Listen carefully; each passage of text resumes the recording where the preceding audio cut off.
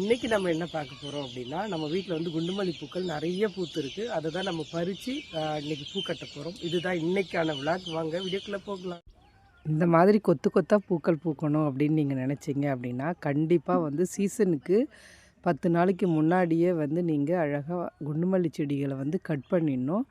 Cut பண்ணிவிட்டு ஒரு பச்சை இலைகள் கூட இருக்கக்கூடாது. ஃபுல் அண்ட் ஃபுல் கட் பண்ணிவிட்டு அதுக்கப்புறமா வந்து நீங்கள் எருவெல்லாம் வச்சு ஒரு வாரத்துக்கு ஒரு 3 டைம் தண்ணி விட்டால் போதும். அந்த ஈரப்பதம் அப்படியே காத்துட்ருக்கும்.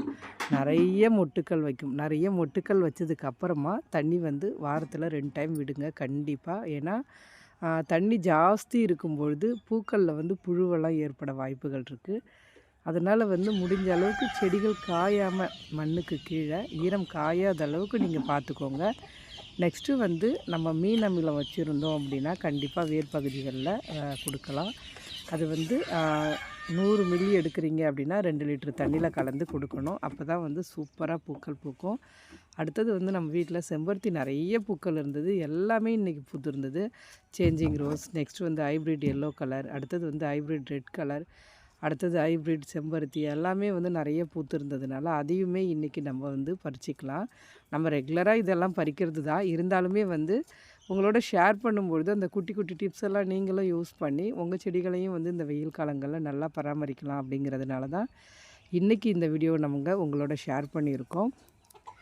கண்டிப்பாக வந்து வெயில் நாட்களில் வந்து நம்ம இன்னுமே பெட்டராக பார்த்துக்கணும் செடிகளை. அப்போ தான் வந்து சீக்கிரமாக காஞ்சி போகாமல் பூக்கள் வந்து தொடர்ந்து கிடச்சிக்கிட்டே இருக்கும். நாங்கள் சம்மர் சீசன்லேயும் இந்த மாதிரி தான் பார்த்துக்குறோம். அதனால் நீங்களுமே உங்கள் செடிகளை இந்த மாதிரி பராமரிங்க. கண்டிப்பாக வந்து உங்கள் செடிகளுமே வந்து நிறைய பூக்கள் கொடுக்கும். நீங்கள் பார்க்கலாம் எவ்வளோ பசுமையாக வச்சுருக்கோம் அப்படின்னு சொல்லி. அதுக்கு மெயின் காரணம் வாரத்தில் ஒரு 4 தடவை 5 தடவையாவது தண்ணி கொடுத்துருவோம். அப்போ தான் வந்து எங்கள் மண்ணுக்கு அது செட் ஆகும். ஏன்னா அந்த அளவுக்கு வந்து எங்கள் சைடு இருக்கிற மண் வந்து ரொம்ப ட்ரை கண்டிஷனில் இருக்கும். நெக்ஸ்ட்டு வந்து செடி வைக்கிறோம் அப்படின்னா மண்புழு எருவு கிடச்சிதுன்னா அதை நம்ம வந்து நம்ம மண்ணோட சமமாக கலந்து வைக்கும்பொழுது இன்னும் நல்ல சூப்பராக பூக்கள் கொடுக்கும். இதே மாதிரி தான் தினமுமே காலையில் பூக்கள் பறிக்கிறது. டைம் இருந்துச்சுன்னா கட்டிடுவேன். அப்படி டைம் இல்லாத பட்சத்தில் ஃப்ரிட்ஜில் எடுத்து வச்சுருவேன். ஏன்னா அடிக்கிற வெயிலில் நாம்ளே பொசுங்கிடுவோம் பொழுது.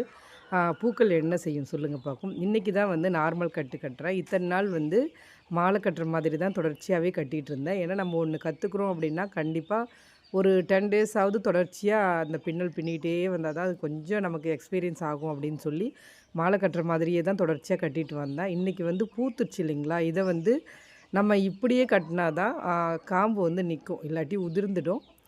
இன்றைக்கி வியாழக்கிழமை நம்ம சாமிக்கு பூக்கள் போடலாம் அப்படின்னு சொல்லி காலையிலே பறிச்சிட்டு வந்து ஃப்ரிட்ஜில் தான் வச்சுருந்து மதியானம் தான் ஒரு 2 மணி இருக்கும் எடுத்து கட்டிக்கிட்டு இருக்கேன். ரொம்ப வாசனையாக இருந்ததுங்க இவ்வளோ பூக்கள். நான் வந்து அம்மா வீட்டில் இருக்கும்பொழுது இதை விட ஜாஸ்தி பூக்கள் பூத்துக்கிட்டே இருக்கும். ஆனால் அப்போல்லாம் சின்ன பிள்ளை அப்படிங்கிறதுனால பறித்து கட்டுறது அப்படிங்கிறதெல்லாம் ரொம்ப கஷ்டமான விஷயமா இருக்கும். இப்போல்லாம் நம்ம சாமி படத்துக்கு போடுறது, நெக்ஸ்ட் நம்ம வெளியில் போனால் தலையில் வச்சுக்கிறது, இது எல்லாத்துக்கும் இப்போ பயன்படுது. ஏன்னா ஒரு முழ பூவே எங்கள் ஊரில் வந்து 40 ரூபா அப்படி சொல்கிறாங்க குண்டுமல்லி பூக்கள்லாம். உங்கள் ஊரில் பூவோட விலை என்ன அப்படின்னு சொல்லி கமெண்ட் செக்ஷனில் சொல்லுங்கள்.